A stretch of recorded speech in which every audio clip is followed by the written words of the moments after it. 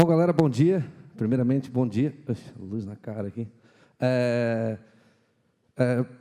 Hoje, vou falar de um assunto que eu gosto bastante, que é CSS Layout. É um assunto que muita gente fica se perguntando assim, eu acho que, para mim, né? Eu acho que é sempre um tabu falar de CSS Layout. Muita gente acha que sabe fazer e às vezes não faz, ou faz, funciona, mas não é do jeito certo. Então, a gente está aqui para falar sobre isso. Primeiramente, eu gostaria de agradecer o pessoal do Vale do Carbono e também a organização do evento, que eu sei que é muito difícil organizar. Só queria uma salva de palmas aí para a galera que está organizando aí, galera. Salva de palmas.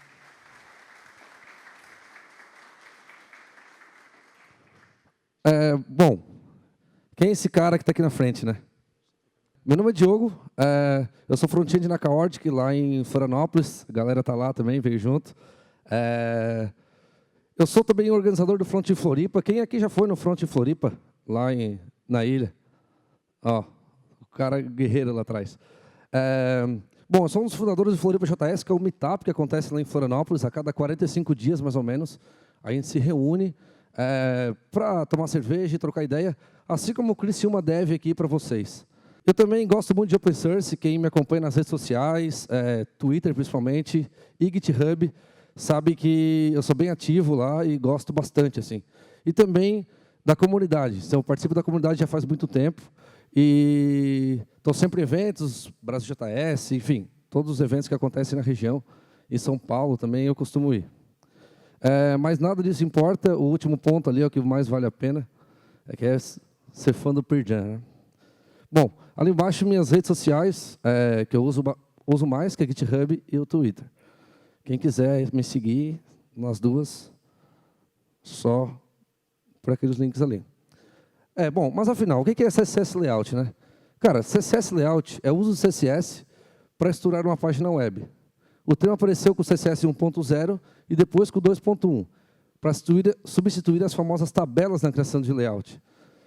Hoje, esse termo, CSS Layout, ele é muito utilizado pelo W3C, né, para nomear novas especificações. Então, CSS Layout não tem nada a ver com Sketch nem Photoshop. Então, esquece isso aí, a gente não vai falar, não tem nada a ver com design. Bom, um pequeno roadmap aqui. Só antes eu queria perguntar, quem aqui é mais front-end? Levanta a mão. A galera é bem back-end mesmo, né? Então, essa palestra vai ser boa, porque essa galera vai saber o que a gente passa, que eu sou front-end, vai saber o que a gente passa e o que o W3C está fazendo para ajudar a gente. Bom, esse pequeno roadmap vai ter o quê? A gente vai falar um pouco de table. Quem aqui é do tempo da table? Quem já... Ó, a galera é bem velha aí. Depois a gente vai falar de box model, tables e grids. Depois um pouco de flexbox e depois, no final, de grid layout. Aquela barrinha é justamente o tempo que a gente vai falar, basicamente, de cada uma. Bom, primeiramente, table. Ela surgiu em 95 com o HTML 3.0. Ela ganhou força, ou seja, né, mais atributos com o HTML 3.2. E, ao contrário do que todo mundo pensa, né, até hoje tem esse mito, ela foi sim criada para fazer layouts, ou seja, quando eu falo aqui layouts, só para recapitular, eu estou falando de estrutura de uma página web. Então, ela foi também criada para fazer layout. E o link está ali embaixo do W3C, e vocês podem entrar ali e vão ver que ele cita lá que é para fazer layout. Bom, rapidamente a gente vai falar o problema das tabelas. Tem vários problemas, mas o principal deles, estilo e marcação misturados. Na verdade, nem tem estilo, né? Mas, enfim, quando tu quer setar borda, tu quer dar um padding, tu coloca tudo ali nos atributos da tabela. Acessibilidade também é uma coisa bem ruim na tabela. Render não incremental, que, para quem não sabe o que é render não incremental, ou render incremental, na verdade, tem um link da Wikipedia ali embaixo. e também ela tem um código de difícil manutenção e leitura. Quem aqui nunca se perdeu em um monte de TR e TD? Então, esse é o problema da tabela, além de vários outros, né? Bom, depois da tabela, a gente tinha um cara que é o chamado Box Model. O que é o Box Model? Ele surgiu em 96, ou seja, um ano depois da tabela. A gente já tinha acesso a essa gama de coisas com o CSS. Ele surgiu em 96, CSS 1.0. Ele veio com o conceito do CSS. O que é o conceito do CSS? Dividir marcação e estilo. Aparição de elementos de bloco, como div, H1, P, isso aí a gente já tem há muito tempo. A gente usa até hoje, inclusive, né? E propriedades justamente para layout, que são margin, padding, width, height, display, float, border, background. Todas essas propriedades a gente usa para justamente fazer a nossa estrutura na nossa página, por exemplo. E aqui a gente agora vai fazer uma pequena, como a palestra do Derek, a gente vai fazer uma pequena progressão ao longo do tempo. Já com o CSS 2.1, ele focou bastante na estruturação de layouts. Tanto que a gente ganhou propriedades como position, max, width e height, e min, width e height também. Valores como top, left, bottom e right, para position absolute, relative, a gente ganhou esses caras. A gente usa isso até hoje. Então, tipo, a gente usa isso há 20 anos. Então, é meio precário também, né? Isso aí a gente estava mais ou menos no começo dos anos 2000. E lá para 2002, apareceu um cara chamado Tables. Quem já ouviu falar em Tables? Pode levantar a mão. Todo mundo, né? A maioria já ouviu falar. Porque, na verdade, o Tables é um movimento, e não propriamente uma especificação, alguma coisa que foi feita. A proposta do Tables, na época, foi, cara, pega a tabela, vamos usar só para dado, e vamos pegar CSS só para layout. Então, a gente vai abolir de vez a criação de layouts com table e vai fazer só com CSS. Alguns sites surgiram na época para apoiar esse movimento, que, dentre vários, o CSS Zen Garden, o Tables e o site do Mojor, citando alguns bem conhecidos. O CSS Zen Garden era legal porque ele tinha um HTML, quem aqui lembra, ele tinha um HTML que não se mexia, era um HTML estático, e o pessoal submetia CSS para mudar aquele layout. Então, tinha vários layouts, mas o HTML não mudava. Isso, na época, cara, foi um ganho muito grande, porque no tempo da tabela, para te deixar o header, por exemplo, menor, ou fazer uma sidebar, tu teria que mexer no HTML também. E só com CSS a gente consegue fazer isso, sem mexer no HTML. E a gente gosta disso até hoje, né? Então, a gente usa float, não float, mas o CSS Box Model tradicional, a gente usa até hoje. Sei lá, deve ter 99%, 95% dos sites devem usar esse conceito de tables hoje em dia.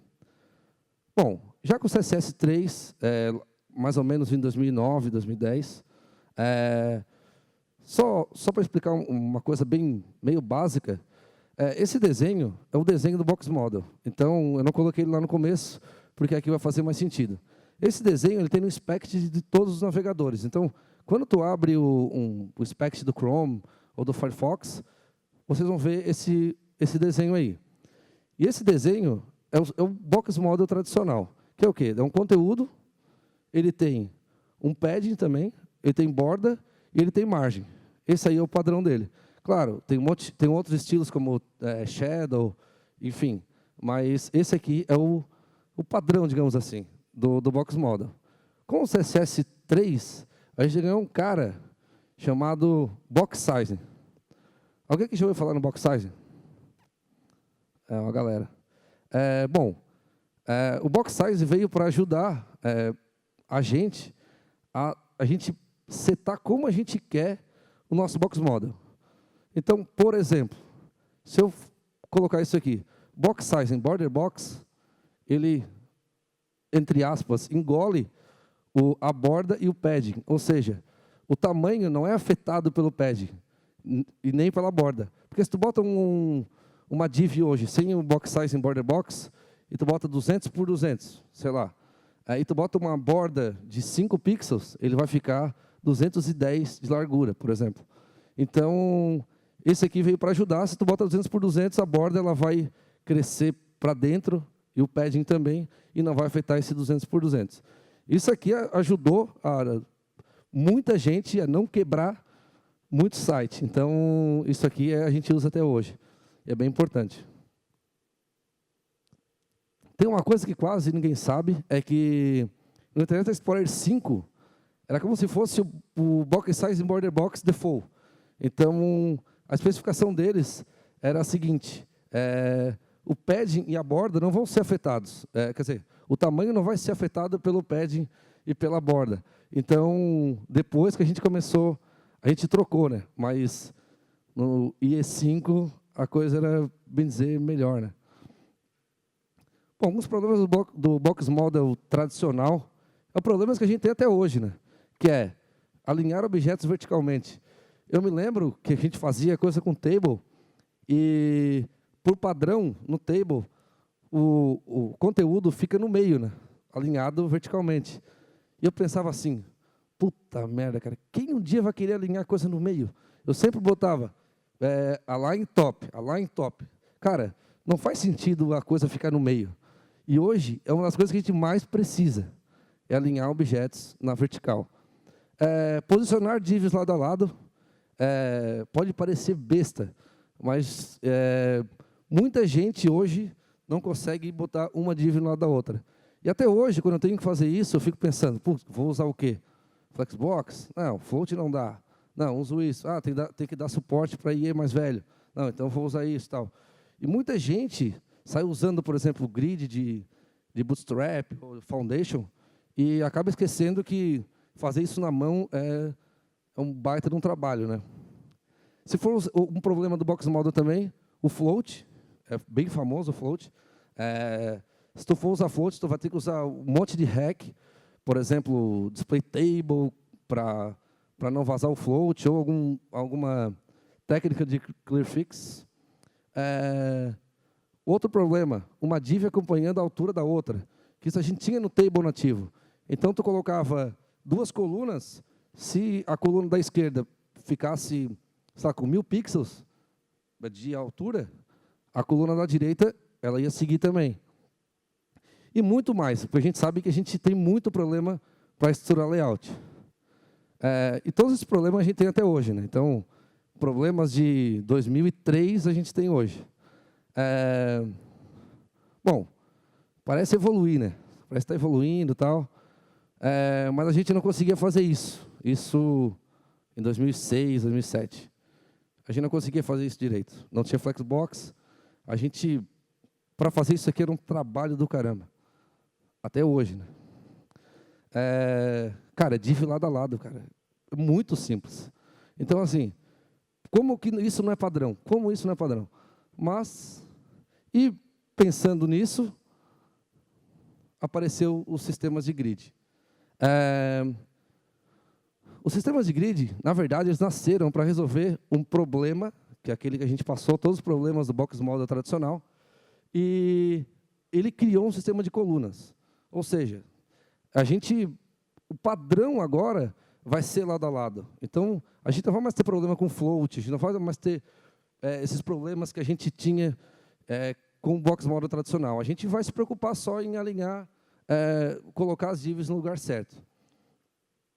Ele começou em 2007 com o Blueprint, mas o boom mesmo foi em 2009 com 960 GS.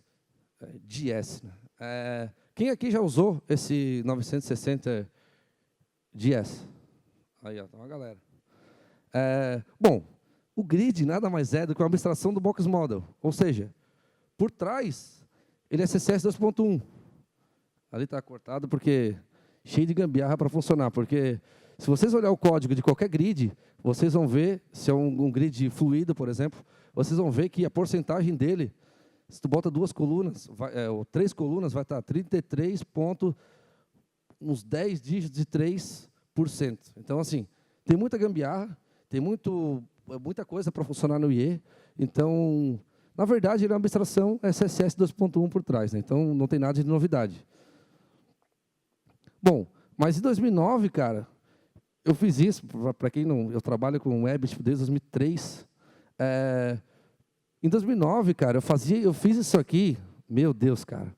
Eu só botava isso aqui, ó, span 4, span 4, span 4, e eu conseguia fazer três divs uma ao lado da outra, ocupando 33%, por exemplo, do tamanho total do container. Cara, isso aqui foi uma evolução muito grande.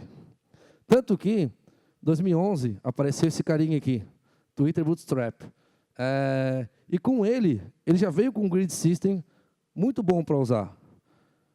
Mas isso fazia sentido em 2007, 2011, com CSS puro. Mas aí, em 2017, isso aqui é inadmissível. Esse código eu copiei num site bem famoso, que todo mundo aqui entrou para estar aqui no evento. Então, isso aqui é horrível, isso aqui. Eu não consigo entender isso aqui. Alguém aqui consegue decifrar isso aqui para mim? Não diz nada, né? CoMD5, CoSM5, CoXS12. E como eu falei, vou voltar só um pouco, 2007, 2011, isso aí até vai, isso aí beleza. Mas 2017 não dá. Tem um cara famoso que disse essa frase aí, grids não semânticos só fazem sentido com CSS puro. Então, para te usar isso aqui, é legal, mas tu está usando CSS puro. Mas se tu usa pré-processador, foge disso. Usa grid semântico, que tu vai ser um pouco mais feliz. O Bootstrap e Foundation, para quem usa um dos dois, quem usa qualquer um dos dois pode levantar a mão. A galera usa. Ele possui, já faz tempo, são uns 3 anos, que eles possuem a versão deles em Sass ou estilos, enfim. Eles já possuem uma versão pré-processador, então a gente não tem esse problema. Os grids semânticos, ele melhora a leitura e a sua página não é desenhada pelo HTML. O que eu digo desenhar pelo HTML? Cara, eu estou desenhando minha página inteira pelo HTML. E isso, no Tables, já dizia, vamos separar a marcação do estilo. Então, por que a gente está fazendo isso até hoje? Então, com grid semântico, não. Tu coloca uma classe e depois, lá no CSS, tu faz tudo para ela ficar do jeito que tu quer. Afinal, não é isso que a gente busca, semântica e um código manutenível. Bom, e o W3C nessa história? Ficou lá parado, desde 96, não se mexeu, cria novas propriedades do CSS, como o box size que a gente falou em 2010, 2009, mas não tem evolução nenhuma, né? Então, assim, os sites estão quebrando e os caras estão lá parados sem fazer nada. O que eles fizeram? Criaram 4 especificações para CSS Layout. Só que essas duas de baixo estão praticamente descontinuadas. Que só para voltar aqui para o pessoal ler, que são... Esse aqui é o nome da especificação de fato, tá? Então, CSS Template Layout Module, que está em rascunho, é o status dela. A última atualização dela foi em 2015. E CSS Multicolumn Layout Module.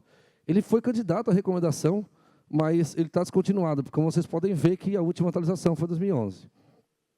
Então, esses dois a gente vai esquecer. Agora a gente vai trabalhar com o quê? Com CSS Flexible Box Layout Module Level 1, que é o famoso Flexbox, e CSS Grid Layout, que é o tema principal da palestra, né, que é CSS Grid. Que até, às vezes, o pessoal pode confundir um pouco com o sistema de grid, que são do Bootstrap, enfim, aquela coisa feia lá do CoSM, aquelas coisas loucas. Mas CSS Grid Layout é outra coisa que a gente vai ver ali para frente. Bom, Flexbox eu ia passar bem rapidinho. Eu já dei uma palestra de Flexbox, tem uma galera aí que já assistiu. Ele é muito bom, mas só para quem não conhece ou nunca ouviu falar, o que é Flexbox, né? A principal ideia é dar ao container, ou seja, o pai da aplicação, ou pai das divs que vão conter aquela estrutura de layout, a habilidade de mudar o tamanho e direção dos filhos, que são os caras que estão lá embaixo, a fim de preencher o espaço e evitar overflow. O que é overflow? Que é aquele problema que a gente tem no float, enfim, todas as quebras que a gente tem. Algumas features do Flexbox. Ele resolve quase todos os problemas do box model tradicional, quase todos. Ele foi criado para layout, na verdade. Na verdade, ele foi criado para pequenas partes do layout, a especificação dele. Mas hoje a gente usa para layout porque o suporte dele é muito bom. Uma outra coisa boa dele é que ele força o uso semântico do HTML e CSS. Então, aquele co-SM, aquela coisa não existe no Flexbox. Então, ele força você a colocar propriedades no seu CSS para mexer no layout e não botar classe, co-SM, enfim. Só um pequeno exemplo básico aqui. A gente tem um container com 3 filhos, 3 itens ali, e a gente vai nomear esse cara como Flex Container e esses caras aqui como Flex Items. Sem Flexbox, aquela estrutura... Claro, isso aqui a imagem é meramente ilustrativa, mas aquela estrutura ela se comporta desse jeito, certo? Eu colocando no container display flex, claro que eu teria que colocar flex 1 ali embaixo para todos eles preencher o espaço, mas basicamente ele já fica lado a lado. Então, só colocando isso, as divs já ficam lado a lado. O padrão dele é lado a lado, o default dele é lado a lado. Eu aconselho vocês a olhar a especificação e ler mais sobre o Flexbox, porque o suporte dele está 95% dos usuários, então não tem mais perigo de usar. A não ser que queira dar suporte para IE9, que também eu acho que ninguém mais dá suporte. Ele é IE10 para cima. Né? E uma coisa legal do Flexbox, eu sempre dou esse exemplo, que se tu coloca o display flex e o filho, então coloca a margem alto, ele não, o alto que a gente queria, para cima e para baixo, tem. Então, ele já fica dessa maneira. Então, se quiser centralizar qualquer coisa, tanto na vertical como na horizontal, esse é o segredo, só com essas 2 linhas de CSS. Bom, agora a gente chegou nesse cara, que é um cara relativamente novo. Ele, bem dizer, ele começou a ficar bom mesmo, de fato, ano passado. E por causa do Firefox, que começou a apoiar mesmo, a Mozilla, de fato. Então, e ele cresceu bastante. E agora, o suporte dele já é bom, e por isso que a gente está falando sobre ele aqui. Vale lembrar que ele pode parecer um pouco estranho no começo, mas depois vocês vão ver que faz sentido. Bom, o que é CSS Grid Layout? Né? A ideia é dividir a sua página em linhas e colunas, e permitir posicionar esses elementos nesses slots criados. Então, tu vai, bem dizer, fatiar a tua página e depois colocar esses blocos aonde tu quiser. Também é possível trocar a posição dos elementos usando apenas CSS. Então, a gente já vê vários exemplos aqui que faz sentido, inclusive para quem é designer aqui. Ó, o pessoal designer vai gostar muito. Por quê? Porque ele trabalha com a abstração do grid de fato. Então, no Photoshop, por exemplo, aquelas linhas azulzinhas que tu arrasta, ou tu pode criar 12, ou tu pode criar 6, enfim. Cada designer cria o layout como quiser. O desenvolvedor, na hora de criar aquele layout, na hora de exportar aquele layout, digamos assim, para código, ele vai utilizar aquelas linhas. Então, ele vai ter que pegar a linha do design, que o design usou, para fazer isso. Então, a gente vai ver que faz bastante sentido. Em outras palavras, como eu falei, a gente vai fatiar a página e a gente vai encaixar esses macroblocos. Então, o que são esses macroblocos que eu falo aqui? A gente não vai desenhar toda a página. Ah, mas aí eu quero um botãozinho, um negócio ali, eu vou fazer com grid layout. Não. A ideia é a estrutura básica, ou seja, por exemplo, uma casa, tu vai fazer as paredes de fora, por exemplo, aqui dentro, tu vai fazer com grid layout. Agora, a cadeira, se vai ficar aqui, ó, 4 colunas, aí tu pode fazer com Flexbox ou outras coisas. Mas a estrutura básica tu pode fazer com grid layout, que é bem bom. O suporte dele, ele está aí no IE10 para cima. Agora o Firefox e o Chrome, na última versão deles, também suporta, então é bem fácil de testar. Essa versão do Firefox e do Chrome, se não me engano, é no beta, mas nessas versões já consegue rodar sem flag nenhuma. Nos mobile, a gente tem ali o Safari e o Android e Firefox para o Chrome e o Firefox para o Android. Bom, vamos primeiro falar da terminologia. Ele é parecido com o Flexbox, lá, a terminologia, só que a gente chama esse cara de grid container e esses caras de grid items. Aqui eu vou dar o santo grau do layout. Quem é designer aqui já ouviu falar. Que é o quê? É aquele layout básico, com header, um conteúdo, uma sidebar e um footer. Certo? Então, a gente tem essa estrutura básica, que é grid container e grid items. Um pequeno disclaimer, na minha palestra de Flexbox, eu passei por toda a especificação, mas é impossível tu decorar toda ela. Então, toda a vida que tu vai usar Flexbox, tu sempre, como é que eu alinho isso aqui? Tu vai ter que ir lá buscar. Então, eu não vou passar por toda a especificação, eu vou passar por tudo que a gente dá de fazer, tudo que a gente consegue fazer com grid layout, baseado em exemplos e código também a gente vai ver, mas não todas as propriedades de fato, porque é bem complexo. Quer dizer, tem várias propriedades e a especificação é bem grande. Bom, a sintaxe básica dele é display grid, então a gente vai usar isso aqui nativamente. Então, assim como o Flex, o block, enfim, a gente vai usar display grid no container, né?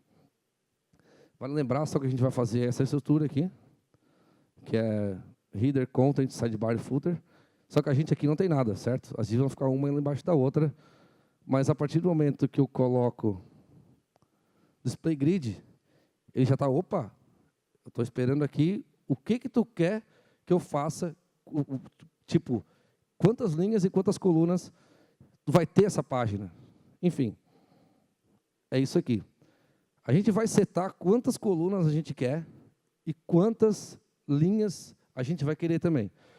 A gente não seta isso baseado no, a gente quer 2 linhas, eu quero 3 colunas. A gente faz isso já setando o tamanho.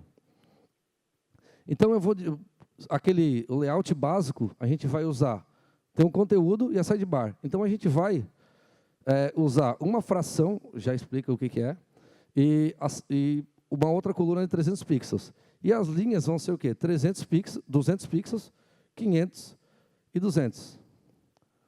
Bom, o que é isso aqui? O que é uma fração? Isso aqui, para quem usa Flexbox, é como se fosse um flex, a propriedade flex. Então, tu vai dizer que o que é uma fração? Se tem 2 colunas, uma fração é 50%. Se tem 3 colunas, uma fração é 33%. Certo? Então, é basicamente isso. Bom, aquilo que eu setei ficou desse jeito. 200 pixels, eu fiz 3 linhas e 2 colunas, certo? 200, 500 e 200 de linha, e eu fiz a sidebar usando 300 pixels e uma fração, que é aquele conteúdo que fica adaptável ali. Bom, vale lembrar que quando tu cria 3 colunas, quer dizer, 2 colunas, tu vai criar 3 linhas.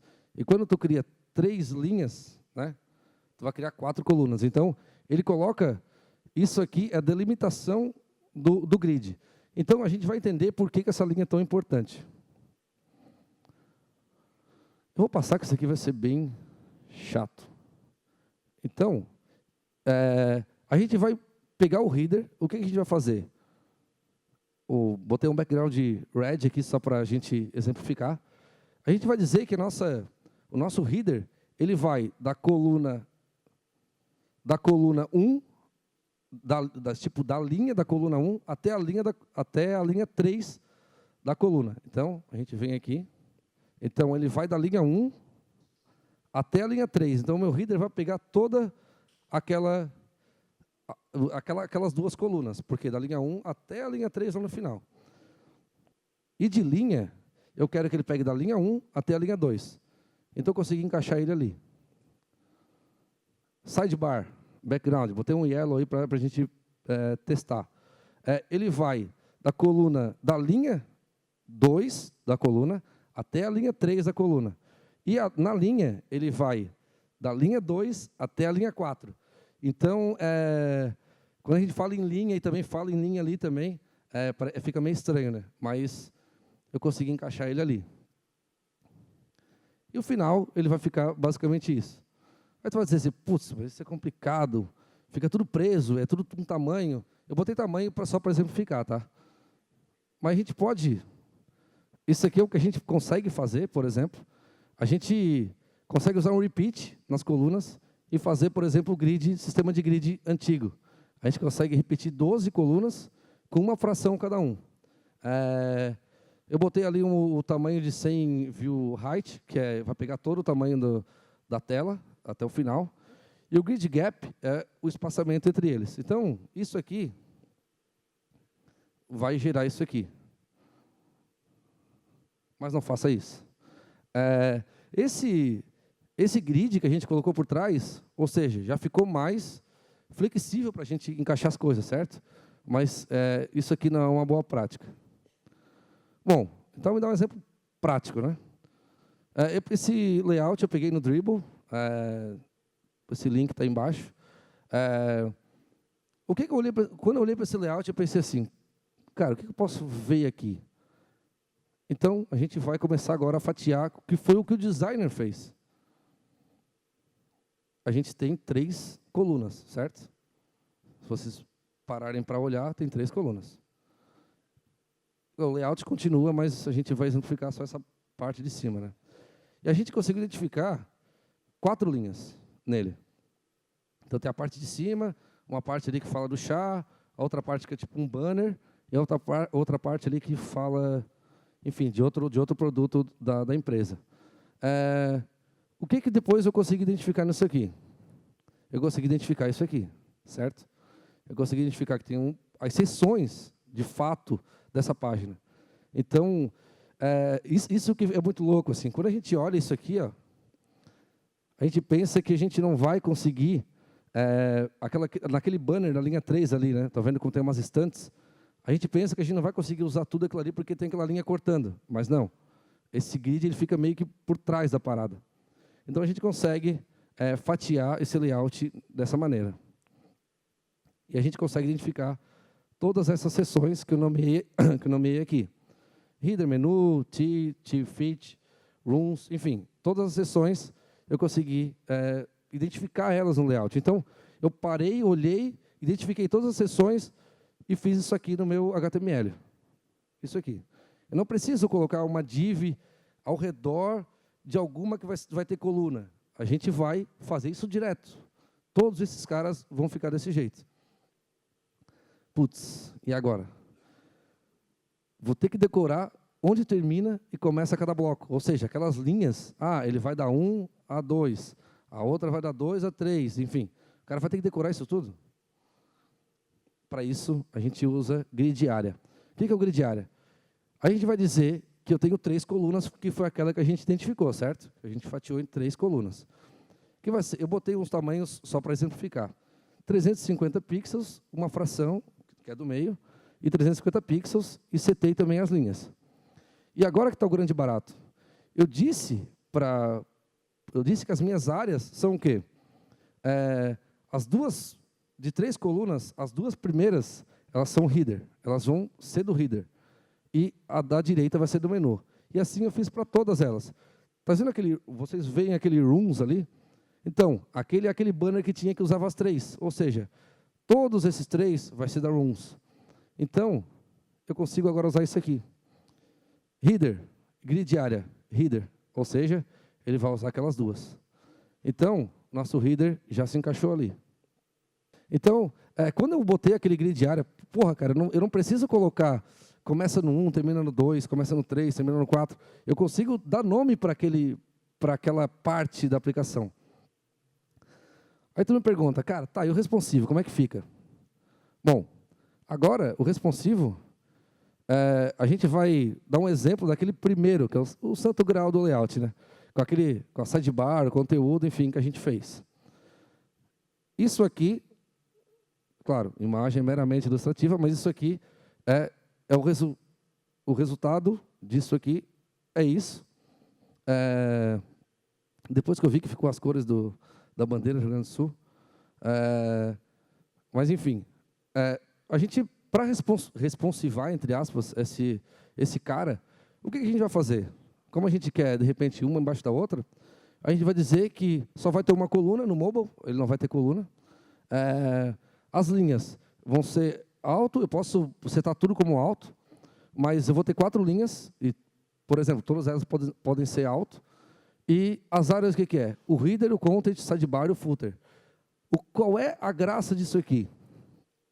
Não é nem o tamanho, setar que vai ter só uma coluna, mas eu posso botar o footer, por exemplo, em cima da sidebar. Eu posso colocar o conteúdo para baixo de algum banner que eu tenho, por exemplo. Então, só movendo essa linha. Então, eu tenho o banner no lado, no responsive eu quero que ele fique primeiro ele, depois o conteúdo, e fazendo isso só com CSS. Então, essa é a graça do grid. Só para terminar, galera, mais um exemplo. Eu estava fazendo um projeto open source, até do projeto da Brasil JS. Eu comecei a desenhar o que seria um layout para conferência. Isso há 3 anos atrás. Então, eu consegui buscar essa folha, inclusive a data quase bate com a de hoje. O que seria isso? Pô, isso aqui seria um layout bom para conferência para eu ter no meu projeto open source. Então, o que eu consigo identificar aqui? Eu consigo buscar essa folha lá. Eu consigo identificar o quê? Que a gente vai ter 3 colunas também. Algumas, aquela de cima não conta, mas vai ter algumas linhas ali. 1, 2, 3, 4, 5. E a gente consegue identificar as áreas dele aí. Então, não se preocupe ali com o Z-index, depois a gente consegue trabalhar isso lá no CSS. Mas a gente consegue identificar o quê? Uma barra lá no menu, um header, uma chamada ali, que vai ser tipo um cadastro, ou um botão para inscrição, e também ali uma section que vai ter, sei lá, uma chamada para o evento. Só para exemplificar, a gente cortou o que seria aquela área ali para se cadastrar no evento, a gente cortou ela no meio. Por quê? Porque o header e o outro section, eles terminam ali. Então, a gente tem que fatiar isso também. Não tem que se preocupar que vai ficar por cima, enfim. O grid fica sempre por baixo dos panos. E a gente conseguiu identificar esses caras aí. Bom, o que a gente não viu hoje? Alinhamento do container, ou seja, a gente pode alinhar também os nossos filhos, no caso, baseado no pai, assim como o Flexbox. E também alinhamento dos itens, entre aspas. Todas essas propriedades aí, tem mais também, só que a gente não passou por todas elas porque não dá de decorar, entre aspas. Que é o que eu fiz, por exemplo, no Flexbox, que é quase impossível decorar todas. A gente não viu subgrid e inline grid. Por exemplo, o subgrid é eu colocar grid dentro do grid. Então, dentro ali do nosso header, eu posso usar grid também. Então, a gente usa com subgrid ou bota display grid também e usa normal. Propriedades como grid auto, auto flow, auto column, auto row. A gente consegue usar esses caras porque a gente pode parecer que, você tem um tamanho ali. Não. O grid auto flow, por exemplo, a gente consegue utilizar no responsivo para ele pegar todo o tamanho ali da viewport, enfim, consegue fazer várias coisas. Tem valores novos, tá? Então, a gente viu aquele repeat, a gente viu aquele FR, que é a fração. Então, tem outros valores, como span, span 2. Ele vai pegar 2 colunas, e não da onde começa e aonde termina. Autofill, min max. Então, assim, tem muito valor novo. Então, junto com o grid, veio vários valores. E tem outras aplicações também que a gente não conseguiu ver, assim, onde aplicar o grid, né? Então, alguns exercícios aí para a galera. Esses links aí são bem interessantes. Que a palestra depois vai estar disponível lá no meu Twitter, vou publicar, vou botar o link lá. E quem seguir, tem designer aí da Mozilla, tem designer aí da DigitalOcean, enfim, Chris Coyer, da CSS Tricks. Bom, a gente está falando aqui para quê? Para ter um mundo com mais desenvolvedores, né, que não quebrem a web. É esse o principal espírito. Flexbox e Grid, eles nasceram para quê? Não vai quebrar, pode ficar feio, mas não vai quebrar. Tipo, tu não vai ter aquela famosa sidebar embaixo do conteúdo, né? Isso aí eu acho que não existe mais. E quem conseguir fazer isso, acho que merece até um prêmio. Bom, galera, é isso. Muito obrigado.